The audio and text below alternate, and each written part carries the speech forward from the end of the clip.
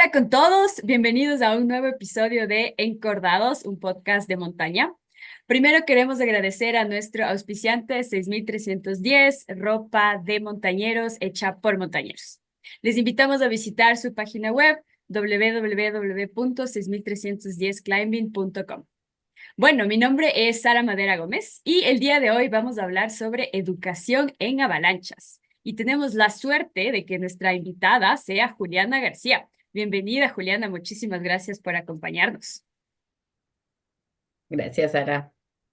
Bueno, para quienes no la conocen, Juliana tiene un currículum impresionante, ¿no? Fue la primera mujer latinoamericana y por ende ecuatoriana en obtener la certificación internacional de guía de alta montaña de la International Federation of Mountain Guides Association.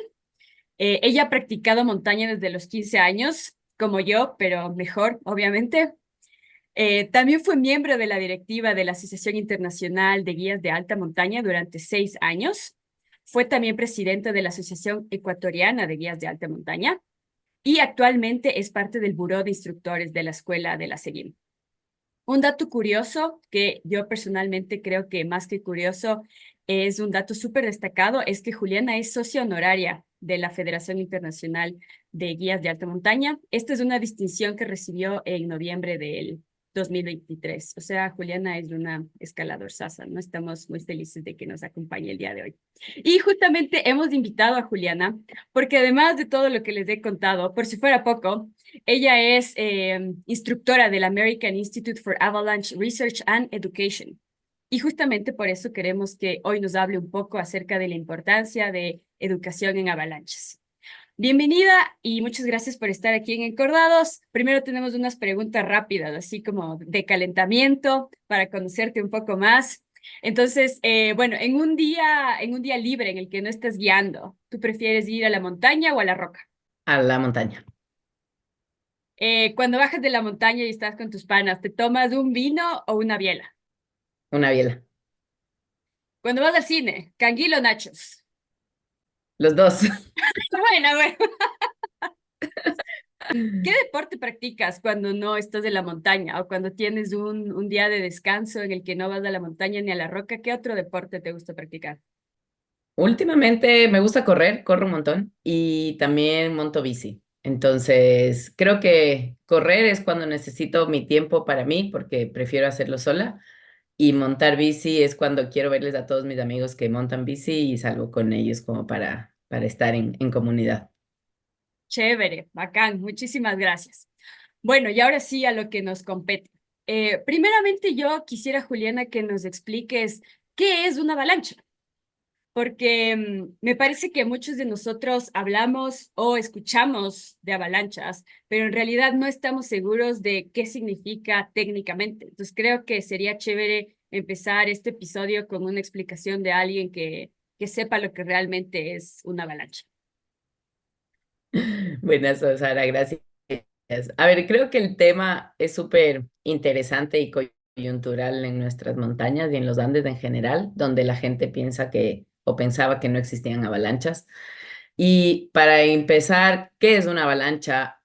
Es una combinación de, se desliza una parte de la montaña, pero se desliza por ciertas características y es debido a que el manto de nieve, a las capas que están acumuladas de nieve, no tienen una buena interacción y por ende surge una fractura en ese espacio determinado porque el terreno funciona de cierta u otra manera y eso se desliza de ladera abajo.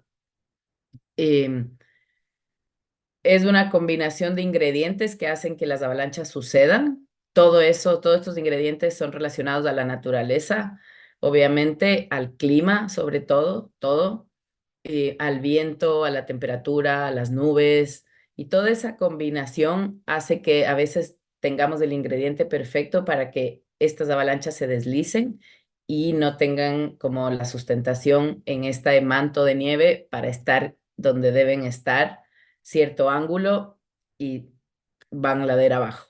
En el otro contexto, cuando es de tierra, por ejemplo, se llaman aludes, ¿no es cierto? Pero en la nieve son avalanchas. hay varios tipos de avalanchas que se han identificado como para darles un nombre de acuerdo a estos ingredientes de la naturaleza que existen. Entonces, básicamente, lo que pasa, lo que es una avalancha es masa de nieve deslizándose ladera abajo, y sucede cuando no ha tenido una buena interacción este manto de nieve, estas capas en la montaña. Listo. Oye, ¿y por qué? Eso me causa un montón de curiosidad. Por qué dijiste que la gente pensaba que no había avalanchas aquí? ¿Cuándo? ¿Cuándo la gente pensaba esto? ¿Quién es esta gente? Cuéntanos un poco. Creo que toda la comunidad latina en general, creo que lo que sucede en nuestros países es que al no tener inviernos muy fuertes y cambios de clima tan bruscos, la comunidad no ha estado cerca del mundo de las avalanchas como se conoce en otros países. También, en paralelo a eso, creo que nuestra comunidad todavía es súper joven en transmitir correctamente información cuando pasan incidentes o accidentes en la montaña. Entonces, por lo general, lo que siempre hemos escuchado es, alguien se resbaló y se cayó en una grieta. Y tú dices, bueno, ya hubo un accidente. Y en general en la comunidad de montaña es así como, no, se resbalaron y la cordada se cayó a la grieta. Y es como, en muchos lugares de nuestras montañas no son tan empinados como para solo resbalarse y caerte a una grieta porque sí, ¿no es cierto? Entonces, ahí yo empecé como a pensar como algo se te tuvo que haber movido en el piso, como que te quitan la alfombra, ¿me entiendes? Y te resbalaste, o sea, no es así nomás que te resbalas. Y luego creo que ahí empezamos como a entender que en realidad parece que sí suceden avalanchas, solo que la gente no sabe identificarlas. Justo lo que tú decías, como claro, la gente no sabe. Y después entrando en la historia, súper interesante, porque en tu podcast primero se habla de la avalancha del Cayambe, del 70 y tantos, y es como, existían, siempre han existido, porque lo único que se necesita para que existan las avalanchas es mucha precipitación de nieve y si estos ingredientes en la naturaleza, con temperaturas, vientos. Creo que en un momento del mundo montañero nos perdimos en la historia y en cómo fue creciendo y cómo nosotros seguir hablando de ese tema. Entonces creo que es una falta de información, ignorancia nuestra de la comunidad en un momento determinado de la historia del montañismo donde dejamos de contar lo que pasa en la montaña, de explicar porque desconocemos qué decir a la final, como te resbalaste, sí, te fuiste a la grieta, pero, porque algo de nieve se movió y es como, no, eso es como signo súper importante en la observación de la nieve en general. Apenas te hundes, sientes que las placas se hunden, em, se te mueven los pies debajo como que te movieran la alfombra, eso es un deslizamiento de placa. Entonces, lo importante y lo chistoso en nuestras montañas es que, claro, tal vez no son avalanchas grandes que te sepultan a ti completamente, pero te llevan a un lugar súper peligroso que es a una grieta, que es aún o peor. Entonces se llaman trampas de terreno. Entonces, bueno, en la pregunta por qué la gente, dónde está esta gente, creo que somos muchos, la comunidad, que no sabíamos que existían, que existen como tan frecuentemente y la frecuencia de que existan no depende de nadie, depende del clima. Entonces, es interesante porque la gente dice, no, es que no ha pasado nada. Bueno, tal vez hemos tenido justamente unos, no sé, 10 15 años de clima diferente y por ende no hemos tenido muchas precipitaciones y por eso se dejó de hablar del tema. Y desde hace algunos años empezamos a tener estos climas súper intensos de repente y empiezan a ver las avalanchas otra vez y la gente empieza a hablar nuevamente. Chévere, muchas gracias por esta explicación mucho más técnica y me llama un montón la atención. Como dato curioso también, yo tuve la suerte de visitarle a la Juliana, creo que fue en 2021, ¿no? Que estuviste en Chamonix en siendo justamente parte de la directiva de la Asociación Internacional de Guías de Montaña y yo tuve el chance de ir a visitarte y me acuerdo haber ido a una de estas charlas que daban en la que hablaban de un registro de accidentes, ¿no? Me parece que era en Francia mismo. Y claro, tienen un registro y contaban el registro de ese año y decían, ya, este año tuvimos no sé cuántas avalanchas que se repitieron en no sé qué y por aquí y por allá. Y a mí eso me llamó un montón la atención porque decía, claro, tiene sentido tener un registro de esto y estoy segura que en Ecuador, o tal vez me equivoco, pero no creo que tenemos algo así aquí. Y sería interesante, ¿no? Por parte de no sé quién podría ser el encargado, los clubes, las mismas SEGIM, el Ministerio del Ambiente, no sé, pero me parece importante, ¿no? Con todo esto que acabas de decir, porque sí hay, como tú dices, este hueco ahí de informativo en la historia de accidentes y de muchas cosas que podríamos saber mejor, tener un mejor conocimiento de lo que pasó para prepararnos mejor, ¿no? Para eso, ahorita que estamos hablando de ese tema, yo en vista de que la gente necesitaba saber algo y algo había que hacer, empecé informalmente desde hace años a pedir fotos a la gente. Fotos si han visto alguna cosa que les parezca una avalancha o algo así. Y viste que en los chats, obviamente, de la asociación y en los grupos de montañistas, de repente por ahí ponen cosas así como, ah, esto pasó, esto pasó. Y lo que empecé a hacer es crear un Instagram, se llama Avalanchas Ecuador. Y ahí hay fotos de muchas avalanchas que han pasado en Ecuador, que la gente me ha pasado las fotos y he intentado poner la fecha. em, si puedo reconocer un poco y la gente tiene más información, qué tipo de avalancha es, pero si no, simplemente la fecha y el lugar, la ubicación, un poco la hora, si es posible, porque lo que pasa es lo que tú dices, al tener registro de las avalanchas, hay avalanchas que pasan históricamente en ciertos lugares por cómo es la configuración del terreno. Entonces es súper fácil de saber que en ese lugar pasan avalanchas el momento que tenga cierto ingrediente. No es que pasan en todo lado todo el tiempo. Por ejemplo, las avalanchas más reconocidas en Ecuador es la avalancha del Chimborazo. Esa avalancha va pasando, al menos hemos tenido unas 4 registros de esa avalancha grande en la ruta normal. Y fotos, o sea, hay fotos del 2008, fotos del 2016, fotos de la última del 2020, 21, y pasa en el mismo lugar, la fractura es en el mismo lugar, después de tener un ingrediente de clima ciertas cosas. Y lo mismo en el Antisana, y lo mismo en el Cayambe, y lo mismo en el Iliniza Sur. Entonces, súper importante reconocer que eso existe y dónde existe. Está chévere lo del Instagram, es como un primer paso para que el público pueda entrar y mirar y ver que suceden, han sucedido y lo importante y la invitación aprovechando esto sería que la gente se motive y mande fotos si es que ve una avalancha o le pasa o lo que sea en Ecuador. Qué bien, ahí está para nuestros oyentes, especialmente la gente que hace alta montaña más seguido, que tenga en cuenta que se está creando este recurso y me parece en realidad súper importante. También tal vez un llamado a los clubes para que estén pendientes, pero chévere, chévere saber de esto. Bueno, yo quisiera que nos cuentes también cómo ha sido tu formación en el tema de educación en avalanchas, cómo te fuiste perfeccionando a lo largo de estos años y qué consideras que ha sido lo más valioso de este proceso de aprendizaje, porque creo que hay mucha gente que tal vez ahorita en el país sí está interesada en educarse un poco más en este tema de avalanchas, pero tal vez no sabe cómo y tal vez nos puedes contar un poco sobre tu experiencia. A ver, empezó hace muchos años, después de graduarme de guía en la SEGIM. Empezamos con esta idea algunas personas de aprender a esquiar y en paralelo a eso, obviamente, aprender más sobre la nieve. Entonces, tuve el chance de salir, venir a Estados Unidos y empezar a tomar algunos cursos de los cursos recreacionales, los cursos que todo mundo toma como para ir a la montaña en invierno, básicamente.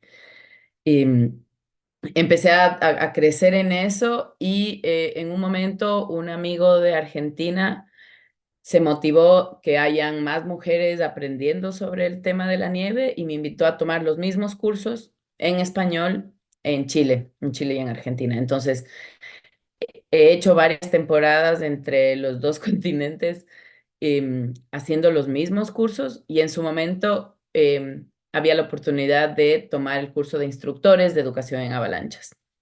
Lo tomé. Es un proceso que ha sido interesante porque al no tener invierno en Ecuador, siento que no le puedo seguir a la nieve como quisiera.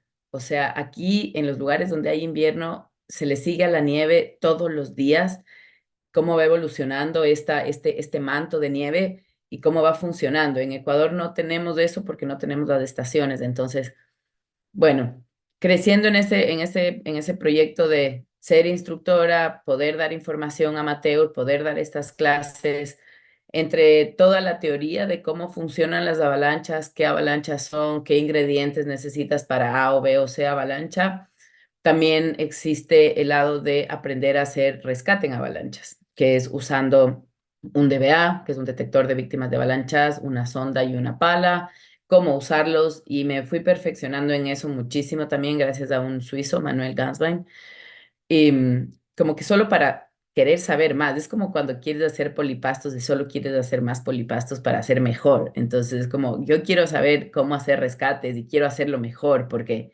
las estadísticas y el peligro real en los inviernos fuertes, cuando uno está en la montaña, son pocos minutos para rescatar una persona. Y sucede, y mientras más estuve viviendo los inviernos entre Estados Unidos y Europa un poco y Chile, claro, me di cuenta que nosotros como comunidad, lo que conocemos de nieve es bien limitado a un invierno, a estar en un invierno. O sea, es otra historia. Es como empezar de cero. Entonces fue súper chévere, ha sido súper chévere. Y después, obviamente, empecé mi formación de esquí y para graduarte de guía de esquí tienes que tomar cursos de avalanchas que son a nivel profesional, ya no son los cursos de avalanchas amateur. Entonces empecé en eso también y esos cursos tienen un componente de poder hacer, poder agarrar todos los ingredientes del clima y poder poner información sobre el peligro de avalanchas como para ese día en esa zona, en ese sector, que es un paso más a el amateur. En los países de invierno existe un boletín de avalanchas, entonces te dan el riesgo de las avalanchas del día. Y eso viene como cuando uno se va a la playa y te ponen la banderita verde o la banderita amarilla o la banderita roja ese día por la marea. Hay alguien que vio la meteorología y por eso está poniendo la banderita. En estos países es igual para el mundo de la recreación, entonces estos cursos profesionales en los que ya estoy metida son para ser la persona que pone la banderita, como ¿por qué elegiste por la banderita? Y son cursos profesionales a nivel bastante alto en cuestión recolección de datos para poder poner esa banderita. Y eso es como lo más complejo porque necesitas estar todos los días viendo esta interacción de nieve, qué está pasando, cómo viene el clima para poder decir qué pasa. Entonces ha sido un camino largo, voy 8 años tal vez aprendiendo sobre esto, intentando vivir el invierno lo más que se pueda para realmente entender qué está debajo de tus pies y cómo funciona y cómo se comporta. Ha sido interesante ver que obviamente se comporta de una manera estando en flotación más grande, o sea, en los esquís en la nieve, que estando como con las botas impactas de manera diferente, súper interesante. Todavía creo que hay una brecha grande entre toda la gente que hace montaña, que se quiera relacionar a las avalanchas, y la gente del mundo que se desliza en esquís, que se relaciona mucho más, porque va de acuerdo a su deporte, de acuerdo a al tiempo del año. Pero nada, en todo este tiempo, para mí súper importante ha sido poder estar en Ecuador y seguir apoyando a la gente que quiere aprender más, intentando llevar equipo, conocimiento, charlas, de todo lo que se pueda, porque creo que es una información súper valiosa para la comunidad nuestra montañista, escaladora en general, que por A o B no han tenido la posibilidad de tomar los cursos y, y poder ofrecerles en la casa de uno es como súper importante. Claro, claro, qué chévere. Bueno, se ve que el proceso ha sido largo, pero súper técnico, ¿no? Y súper profesional, como tú dices. Y bueno, ya nos comentaste un poquito acerca de esto. Yo venía con una pregunta justamente ligada al lugar donde nos encontramos. O sea, quería preguntar, en cierto sentido ya nos contestaste, pero me imagino que entonces las avalanchas son distintas según dónde estás, ¿no es cierto? Como tú ya nos explicaste un poco, una avalancha en los Andes es distinta a una avalancha en los Alpes y será distinta de avalanchas en los Estados Unidos. Y esto depende entonces, si entiendo bien, del clima, digamos, de los inviernos que tengamos, o tiene algo que ver también con otras condiciones de la montaña propia o de, no sé, alguna otra cosa. O sea, no es que son distintas, las avalanchas son las mismas y les puedes categorizar dentro de los mismos 7 características que se llaman. Hay 7 características de las avalanchas, 7 tipos de avalanchas, y donde sea que sucedan estas avalanchas, van a entrar en uno de estos. Entonces, por ejemplo, hay en nuestros Andes, en Ecuador, por lo general, las avalanchas que vamos a tener se llaman avalanchas de placa húmeda, porque nuestro manto de nieve, nuestra nieve tiene mucha humedad por el cambio de temperatura. Entonces, y esas avalanchas pueden haber en todo el mundo, pero pasan en cierta época del año. Por ejemplo, en Estados Unidos de Europa, estas avalanchas de placa húmeda que les llamamos, eh, pasan casi que en el invierno, o cuando, la primavera, perdón, o cuando en el invierno hay una subida de temperatura fuerte. Y esa mismo nombre, esa misma característica es la que pasa mayormente en Ecuador por nuestro cambio de temperatura normal de 6 de la mañana a 8 de la mañana. O sea, en los glaciares la temperatura cambia muchísimo en grados centígrados. O placas de avalanchas de nieve suelta húmeda, que es otro tipo de avalanchas. Por ejemplo, lo que tenemos muy poco son placas de tormenta. Placas de tormenta suceden cuando se dice y se le pone, digamos, la etiqueta que es una placa de tormenta cuando ha nevado más de sobre los 30 a 40 centímetros en 24 horas. Eso no pasa muy seguido en Ecuador. Tenemos pocas nevadas, pocos días del año con esa nevada, con esa intensidad de nevada, ¿no es cierto? Donde se acumula, pucha, toda la bota, ¿me entiendes? Y ese día en específico, ese tipo de avalanchas con esas características se llaman placas de tormenta y duran solo 24 horas con ese nombre. Después pasan a ser otro tipo de avalancha y se les denomina con otro nombre. Si ha habido viento, hay placas de viento en ciertos lugares. Si ha habido, depende del tipo de nieve, del tipo de temperatura, se le llama otra cosa y empieza a modificarse. Pero entonces son los mismos tipos de avalanchas aquí en la China, con ciertas características que simplemente por nuestra configuración de clima vamos a tener no todas de esas todo el tiempo, sino va a haber una predominante en nuestro terreno casi siempre, que va a ser las de humedad. Listo, ahora sí, me queda claro entonces. Muchísimas gracias.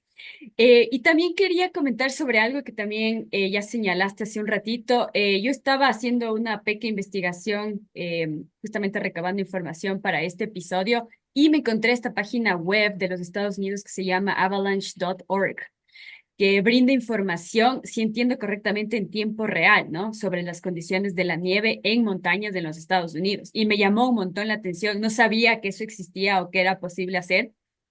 Y quería saber si nos puedes contar un poco más sobre cómo funciona este tipo de plataformas, qué tan confiables son, si es que los guías de allá confían en la información que se tiene en tiempo real. Y bueno, creo que la respuesta va a ser que no, pero podríamos tener algo similar en Ecuador. ¿Funcionaría? ¿Se podría adaptar de alguna manera algo similar? Bueno, ya nos has explicado que por cuestiones climáticas es distinto por el tema de los inviernos, pero podríamos hablar de algo similar o una aplicación en el mismo estilo. Sí, a ver, verás. El tema de Estas páginas que existen en todos los países donde hay invierno, pero lo importante de por qué existen, obviamente para que existan se necesitan muchísimos recursos. Son muy profesionales, es a lo que te debes referir, es a lo que confías. Son estos boletines de avalanchas que te contaba. Toda la gente confía, son profesionales los que están ahí afuera, es gente pagada haciendo estas observaciones en cada lugar de donde pronostican. Es interesante como entender por qué hay tantos recursos para esto de las avalanchas. No es por la gente de montaña, no es por los esquiadores, es porque en estos países la industria del petróleo, de la minería, de las carreteras, está envuelto en esos lugares. Entonces, el gobierno y la industria es la que auspicia que haya tanta investigación. Porque, por ejemplo, donde yo ahora estoy, montaña arriba, en invierno, tienen que poner bombas, estar al tanto de qué pasa con las avalanchas para abrir la carretera. Y es una de las carreteras más importantes de entre el este y el oeste de los Estados Unidos. Entonces, si esa carretera se cierra por días por una avalancha, la pérdida a la economía es gigante. Lo mismo pasa en la minería. Siguen operando en invierno y necesitan saber qué está pasando en la montaña, si se va a venir montaña abajo o no, qué bombas tirar para gatillar, para limpiar el paso de la gente que está, los operarios, todo lo que tienen que sacar con las minas, lo mismo con el petróleo. Entonces, Canadá, Estados Unidos y Suiza en general son países súper avanzados en estas plataformas de las avalanchas, pero es porque hay una industria atrás. Suiza, todos sus cantones, sus valles, sus casitas viven al lado de las avalanchas, entonces necesitan tener toda esta infraestructura e información para poder estar vivos en general. Es súper confiable, súper confiable. En cada lugar es como auspiciado de diferente manera. En los estados, dependen de Estados Unidos, unos son del estado, en otros son como organizaciones sin fines de lucro. Es súper posible hacer en Ecuador. Se puede hacer, lo único que se necesita, obviamente, son recursos y gente preparada para lo que te decía, estos cursos profesionales para poder leer la data, leer toda la información que tienes, necesitaríamos comprar algunas estaciones meteorológicas para cada montaña, ¿no es cierto? Para poder tener información real y con eso poder preparar estos informes, digamos, una vez a la semana, una vez, sí, cada fin de semana poner algo dentro de la asociación, dentro de la SEGIM, hay algunos intentos, hay gente preparándose también porque no podemos confiar, no podemos como solo estar una persona, em, pero sí, se puede, sería súper chévere y creo que hay que ir dando así pasitos. Que ya se hable de las avalanchas es súper importante, lamentablemente han pasado algunas fatalidades y también eso ha hecho que las personas se interesen más, que los medios de comunicación le den cabida a eso, existe y por ende va a haber más gente interesada. Entonces, tener algo más público, un blog donde las personas puedan poner sus observaciones, cómo estaba el clima, eso ayuda muchísimo. Y poder hacer como eso, más charlas, que la gente se entere un poco más de lo que está pasando. Muchas gracias. La verdad, nunca me hubiese imaginado que estaba ligado a este tema de la minería y de otras cosas hipercapitalistas. Yo juraba que era por los esquiadores y por los montañeros que estaban ahí y decía, estos países tienen recursos y se preocupa por su comunidad montañera y esquiadora. Bueno, lo que es no saber, pero muchas gracias por la explicación. Pero ojo, me llama mucho la atención también que hayas dicho que hay la posibilidad de hacer algo así en Ecuador, ¿no? Creo que en un país andino con una gran comunidad de montañeros, como decía, con gente que hace montaña, con extranjeros que vienen, sería importante, ¿no? Como irnos profesionalizando un poco más en este tema de las avalanchas, creo que sería bastante útil. Yo también quería preguntarte acerca de algo que había visto, me acuerdo, en Europa ya, más que nada. Aquí, la verdad, no sé, no he visto por el momento, pero quería que nos cuentes acerca de estas mochilas que he visto que hay de algunas marcas que vienen equipadas con un airbag. que se activan en el momento de que hay una avalancha, según entiendo, ¿no? Vi algunos videos también y, bueno, eran para mostrar cómo funcionaban, ¿no? Pero quería preguntarte, bueno, primeramente entiendo que son más para esquí, entonces no sé qué tan viables son para llevar en montaña. ¿Qué tan eficientes son? ¿Se recomiendan? Tú como instructora, ¿qué opinas de este tipo de mochilas? O si hay algún otro tipo de aditamiento para la montaña que no conozco o que la gente tal vez no ha escuchado aquí en Ecuador. Sobre estas mochilas todas especiales con el balón ahí, con el airbag, no se activan automáticamente, tú les tienes que activar. Se utiliza muchísimo para hacer esquí desde el helicóptero, heli esquí. Utiliza mucha gente en Estados Unidos para hacer free ride, que es como líneas grandes en lugares donde hay mucha nieve, mucha nieve, o sea, 1 metro de nieve polvo o más. Utiliza alguna gente para un poco sentirse más seguros si es que terminas eso, en una avalancha o cayéndote, porque obviamente como tienes un airbag aquí en la cabeza, te ayuda al impacto, como que no te des tan duro tal vez, ¿no es cierto? Y la función principal del airbag es mantenerte encima de la avalancha. Por eso está creado así con el espacio de aire, como cuando tienes todas las pelotitas en una canasta y obviamente la más grande siempre va a salir arriba. Es la misma idea, hacerte tú más grande para estar como a flote. Eh, para la montaña son pesadas. Para la montaña, como montañista, creo que no es la solución.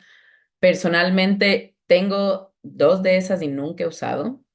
Tengo miedo que me juegue mi decisión de en qué terreno me meto. Tengo el recelo de no es algo que quiero ir a un terreno porque tengo esa cosa. Prefiero y creo que lo mejor es entender en qué terreno te estás metiendo y qué estás haciendo bien en tu toma de decisiones para estar seguro, segura en el terreno que estás. Algo súper importante en el mundo de pensando en las avalanchas y en la seguridad que en invierno se requiere es este otro kit que te contaba, que es parte de salir a la montaña, es como ir con casco y piolet y crampones para los montañistas. Acá todo el mundo hay que salir con el DBA, la pala y la sonda, porque en caso de que algo pase, tú le puedes buscar a la otra persona y le puedes sacar. Entonces, eso es algo que es importante, que sí se puede implementar y empezar a educar en Ecuador, sobre todo la pala. Yo en los últimos cursos que he dado en Ecuador, creo que tener una pala en la montaña, una buena pala, es de full ayuda para muchas cosas. O sea, una pala te coge la tormenta, te haces una plataforma, si alguien se cae una grieta y cae nieve encima, justamente en estas avalanchas, tienes una pala, con el piolet no haces nada, tienes una pala para cavar. Si alguien eso se queda como solo un poco cubierto con las manos o con el piolet, no le sacas a nadie. Tener una pala creo que es clave para la comunidad, como en su momento hace 20 años nadie usaba casco en Ecuador para hacer montañismo y se empezó a usar el casco más. Ahora todo el mundo usa casco. Creo que el usar una pala en ciertos momentos del año donde sabemos que va a haber más nieve o empezamos a identificar, o en general yo llevaría todo el tiempo, es súper importante. Y de ahí poco a poco irnos moviendo con el equipo, que es equipo de seguridad. Estas mochilas son equipo de seguridad, pero no es parte del kit necesario básico para estar en terreno de avalanchas. Porque yo he visto unos videos, Ajá. vi uno que era en realidad de Ujú. un accidente, era un esquiador que venía bajando, se da cuenta que estaba como sobre una avalancha que había caído y le ve a alguien ahí, o sea, le ve uno de estos airbags, y claro, el man se para y le saca a una persona ahí, o sea, que se dio cuenta que estaba ahí, entonces dije como, qué útil estas mochilas, pero claro, se veían pesadas, como tú dices, ¿no? Oye, y yo el año anterior, cuando estaba buscando un nuevo arnés para comprarme, había de alguna marca que tenía un sistema que se llama Reco, que también tenía alguna especificación que era para búsqueda de personas en avalanchas. Me llamó la atención, a la final no me compré ese, pero me llamó la atención. También está ligado con este tema de rescate en avalanchas, funcionan. ¿Por qué no todos los arneses tienen? A ver, es importante entender en nuestro contexto, el RECO es un sistema que tiene muchas ropas. En la industria, obviamente, mochilas, ahora arneses, y básicamente no es lo mismo que el DBA, no tiene ninguna frecuencia, básicamente es un pedacito de metal reflectivo que hace que te puedan buscar con una máquina especial que es el RECO, que no muchos lugares tienen en el mundo, muchos centros de esquí tienen.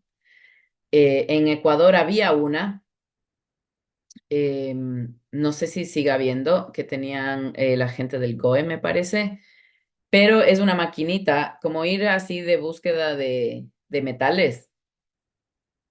En países como Francia, como bueno, acá también hay esa maquinita de búsqueda de metales, pero más grande y normalmente la tienen en los centros de esquís para buscarle a la gente ese rato, pero en los centros de esquí normalmente está todo seguro. O sea, ellos en los centros de esquí se tiran bombas, se prepara el centro de esquí para que ya no existan avalanchas cuando la gente esté esquiando, porque nadie lleva nada de ningún kit de avalanchas al centro de esquí. Al centro de esquí va el niño, la abuelita, el tío, el primo, y es un lugar seguro, es como ir a correr a la Carolina, básicamente. O sea, lo que te puede pasar es que tú te caigas y te pasen cosas, pero nada más. Entonces, por eso el RECO, todos los centros de esquí en general tienen esta máquina para buscar. En algunos contextos, en los Himalayas y en los Andes, lamentablemente, puede ser la única manera de buscar cuerpos y encontrarlos.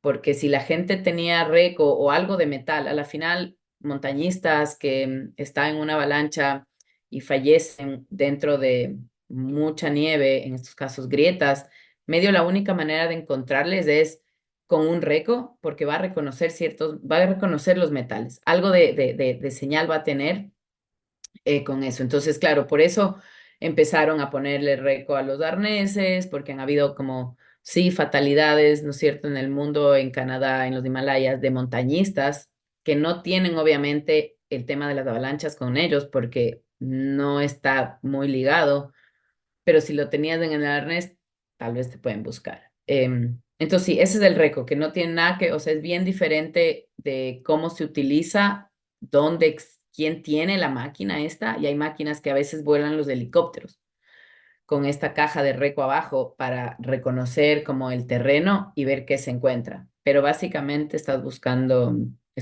ya cuerpos, por lo general, en nuestro contexto de montaña con el reco. Listo, me queda claro. Muchas gracias. Quería hacerte una pregunta acerca de formación. En Ecuador, bueno, la gran mayoría de clubes de montaña ofrecen estos cursos de formación básica para sus socios, ¿no? Y el objetivo de estos cursos es formar a la gente para que sean montañeros eficientes en media y alta montaña. En este sentido, tú has tenido experiencia en clubes, has tenido experiencia también y tienes experiencia como instructora, como guía. ¿Cuál crees que debería ser la formación por parte de los clubes con respecto a las avalanchas? Estamos hablando de gente que no guía profesionalmente de ninguna manera, sino gente que va a la montaña con sus panas, con su familia, sale de vez en cuando. ¿Cuál debería ser una formación básica por parte de clubes para la gente en avalanchas? O sea, yo creo que el conocimiento es importante, el que sea, el que se pueda, ¿no es cierto?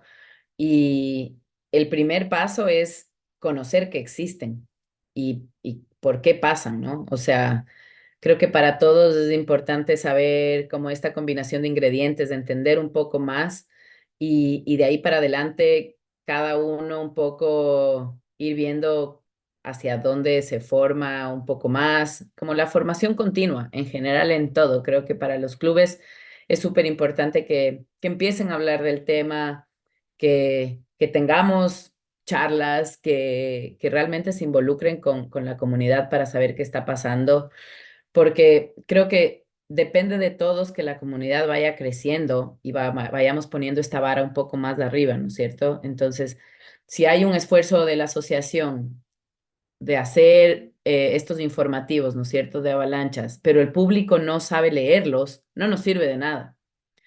Entonces, realmente necesitamos que la comunidad completa, clubes, gente montañera, también vaya subiendo el conocimiento para que si en algún momento alguna institución empieza a subir, no haya este hueco. Nosotros comunicamos algo acá, pero nadie entiende lo que comunicas. Entonces, como súper importante que seamos todos como comunidad, que vayamos creciendo en esta nueva, como, no es nueva, pero es nueva tal vez para nosotros, disciplina, conocimiento. Chévere, Juliana, muchas gracias. Yo había visto que también tú de manera personal, pero también como guía, estabas un poco ligada al tema de eh, hablar sobre el tema del cambio climático, ¿no? En Ecuador y en general en todos lados. Y yo quería saber si es que podías contarnos un poco acerca de cómo ha afectado, cómo crees que afecta el tema del cambio climático a las avalanchas en general. Digamos, esto es algo que nos afecta de muchas maneras. El tema de los glaciares en Ecuador es súper triste. Yo que recién regresé después de estar afuera 5 años, le vi a Liliniza Sur y no le reconocí. Estábamos del otro lado bajando a Tangán y pensé que era Liliniza Norte, porque claro, ya no tiene nada de glaciar. Entonces, bueno, obviamente esto cambia completamente la morfología de la montaña, pero con respecto al cambio climático, ¿cómo has visto tú que ha ido afectando el tema de las avalanchas? No solo aquí, sino tal vez es más evidente en donde tú vives y en Europa. O sea, creo que lo loco del cambio climático es que ya no sabemos qué pasa con el clima. Entonces, todos los patrones van cambiando. Y es algo que se empezó a hablar en la última conferencia justo de Snow Science, que fue el año pasado acá en Estados Unidos, en Oregon, se empieza a hablar ahora que, claro, todos estos patrones que teníamos de justo estos problemas de avalancha en cierta época del año, ¿no es cierto? Avalanchas históricas, empiezan a pasar en momentos súper random. Entonces, claro, teníamos un patrón como historia, como comunidad, como ciencia, ¿no es cierto?, de los últimos, no sé, 100 años de registro, porque eso es lo que más o menos se necesita. Y, y ahora estamos entrando en intentando tener una nueva data, un nuevo patrón que no coincide con nada. O sea, es como en Ecuador recién acaban de caer unas nevadas fuertísimas, ¿me entiendes? Y estamos en abril, así como, sí, es abril, lluvias mil y todo lo que quieras, pero eso no sucedía, como que de repente, sí, de repente en pleno junio tienes como unas tormentas que no sucedían. Cuando hace calor, el calor se dispara, o sea, no es muy gradual. Cuando neva, neva, pero intensísimo. Entonces creo que es obvio que afecta de muchas maneras en diferentes, como, sí, son diferentes factores que afectan a todo esto. Y por eso creo que más aún tenemos que estar súper atentos a los cambios. La montaña mismo, o sea, Europa, Ecuador, o sea, las rutas normales ya tal vez no son las más seguras. Se cae la montaña a pedazos, las grietas se están abriendo en el Cayambe. Hay unas grietas nuevas rarísimas abiertas arriba cerca de la cumbre. Entonces, claro, hay que irse por otro lado, hay que buscar alternativas. Y para empezar a buscar estas alternativas hay que tener el conocimiento de todo esto que influye en estar más seguros. Ok, busco una nueva ruta, pero justo es el lugar donde más se acumula nieve. Y es como, oh, van a haber en el futuro más accidentes si es que hay los ingredientes para que se acumule la cantidad de nieve, pero es la ruta supuestamente ahora nueva. Es como que toda una combinación.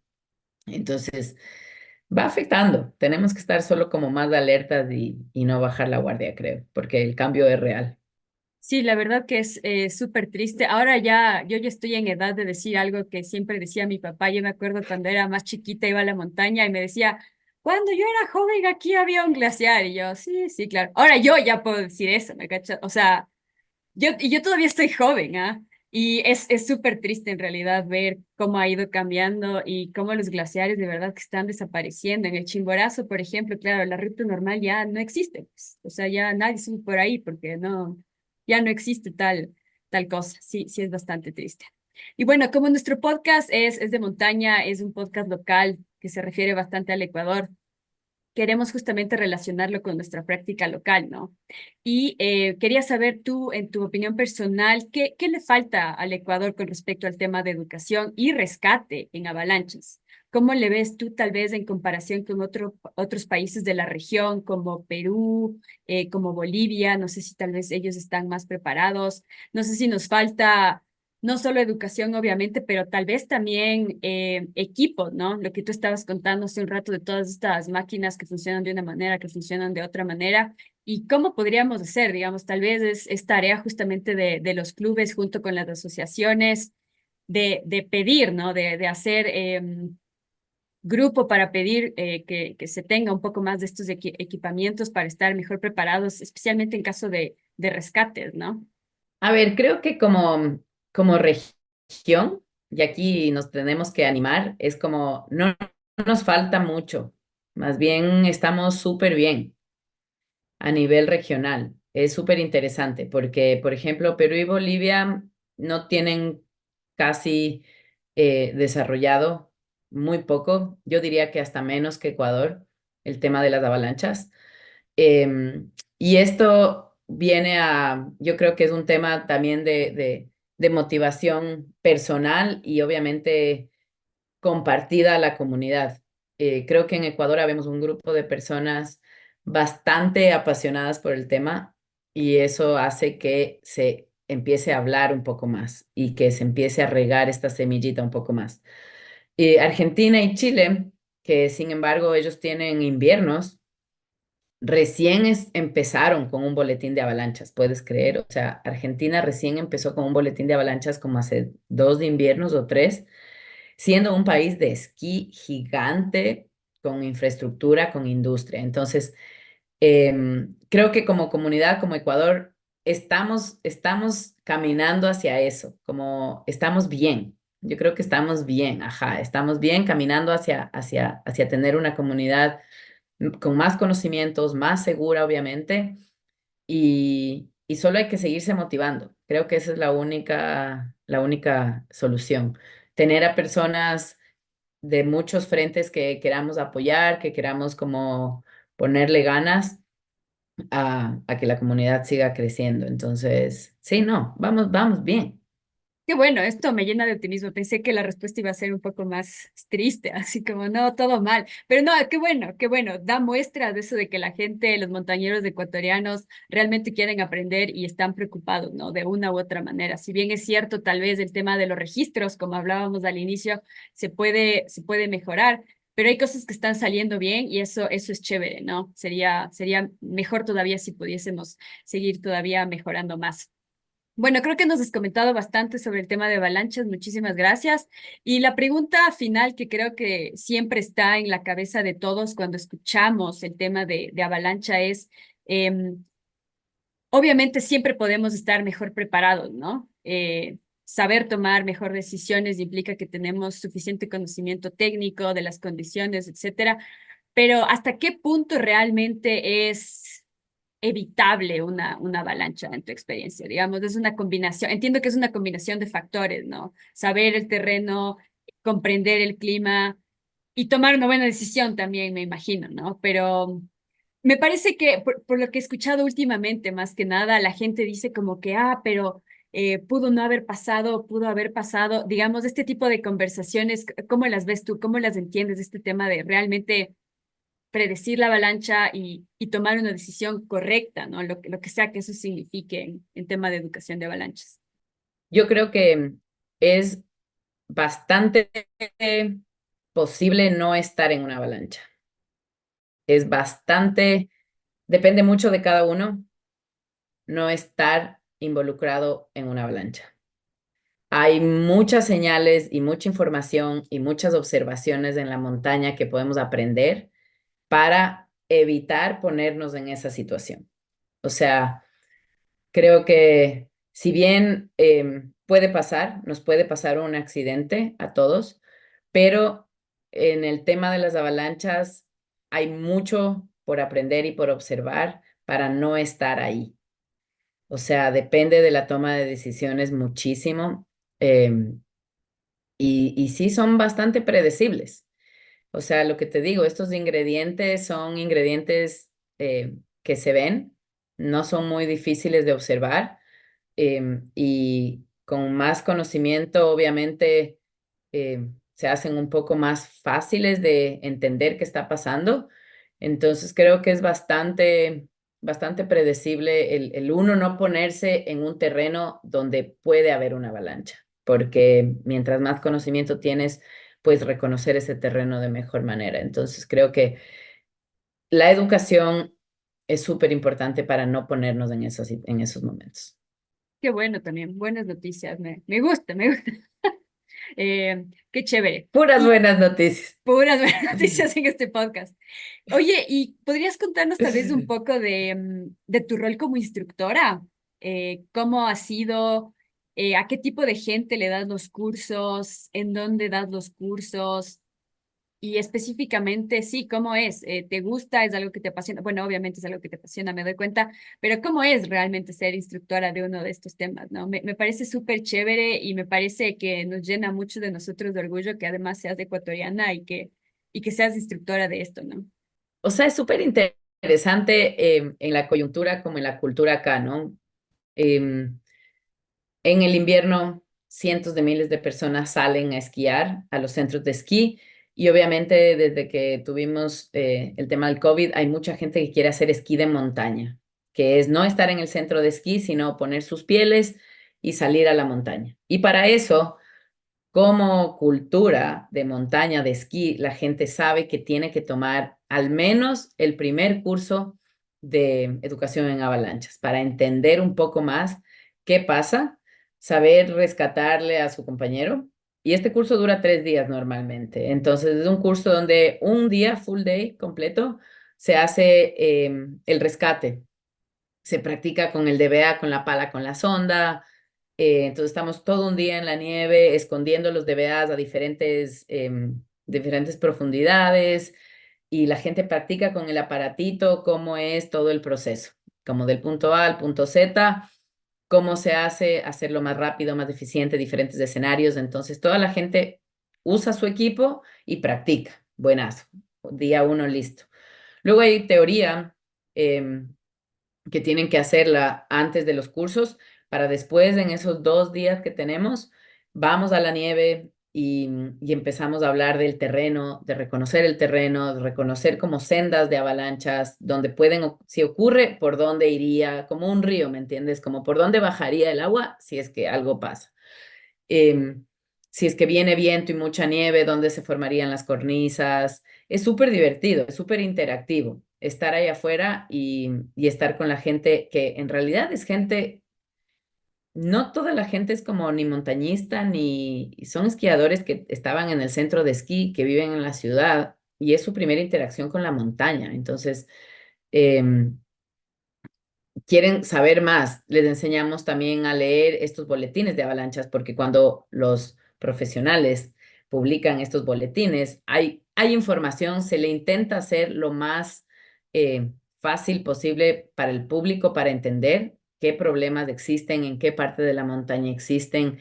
Hay iconografías que hay que entender, se da la posibilidad, en estos boletines de avalancha se muestra ¿en qué parte de la montaña puede ser más probable que suceda una avalancha? ¿En qué alturas?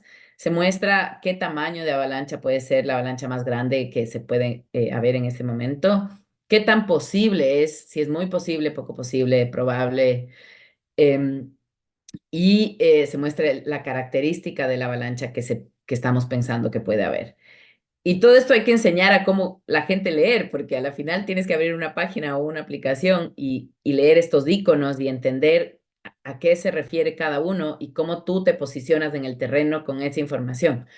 Entonces, bien divertido, porque es de full aprendizaje todo el tiempo. Ha sido igual para mí, pucha, súper interesante dar estos cursos en inglés, que no es mi idioma. Eh, por ahí tengo que intentar explicar un montón de cosas para llegar al punto, es súper chistoso.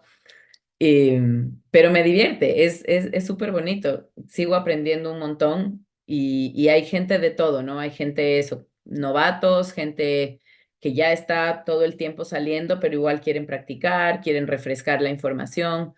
Doy las avalanchas, doy el curso de avalanchas como a nivel amateur uno y el siguiente que es el 2 y rescate. Y también doy otras clases, también guío, entonces doy introducción, por ejemplo, a introducción al esquí de montaña, campamentos de clínicas de esquí alpinismo, o sea, cómo rapelar con los esquís, cómo hacer anclajes con los esquís, como cómo estar en terreno más empinado. Nada, sí, está buenas. Qué chévere currículum, suena súper divertido, ajá, como tú dices. Yo solo he esquiado una vez en mi vida, le fui a visitar a una de mis amigas, mi amiga Megan, que es de Grenoble, en Francia, y claro, ella había crecido en uno de estos resorts, ¿no? Como que su papá era instructor de esquí, entonces la man básicamente esquiadora olímpica por poco, así. Es duro esquiar, ¿ah? O sea, a mí la verdad no me gustó, como yo dije como, y no entiendo por qué nos subimos y nos bajamos tan rápido, como...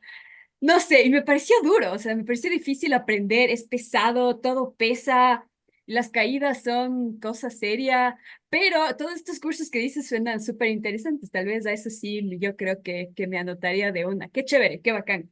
Y qué bueno, la verdad me deja con un buen sentimiento que el Ecuador realmente esté haciendo, esté tomando buenos pasos con respecto a este tema de educación en avalanchas. Eso me parece súper bien. No sé si tal vez quieres añadir algo por nuestra parte. Esas eran las preguntas que teníamos para ti en este episodio. No, creo que solo motivarse a seguir aprendiendo. Creo que todos, la comunidad avanza, creo que parte parte del proceso de estos países y de las comunidades es simplemente estar más abiertas, más abiertos a seguir aprendiendo nuevas cosas y a todos poner un granito de arena para estar ahí en la montaña más seguros.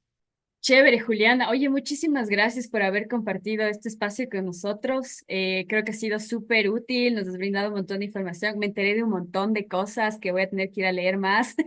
Qué chévere, muchísimas gracias. Y como dije antes, qué bacán que seas ecuatoriana y que estés ahí dando estos cursos, ¿no? Creo que para muchos de nosotros es de verdad Gracias. un orgullo, de verdad, que seas ecuatoriana y conocerte también. Muchísimas gracias. Y muchas gracias a todos nuestros oyentes por habernos acompañado en este segundo episodio de Encordados. Les recordamos que nos sigan en Spotify, en YouTube, tenemos Instagram y también tenemos TikTok, donde hacemos reels divertidos. Muchísimas gracias. Muchísimas gracias, Juliana. Gracias.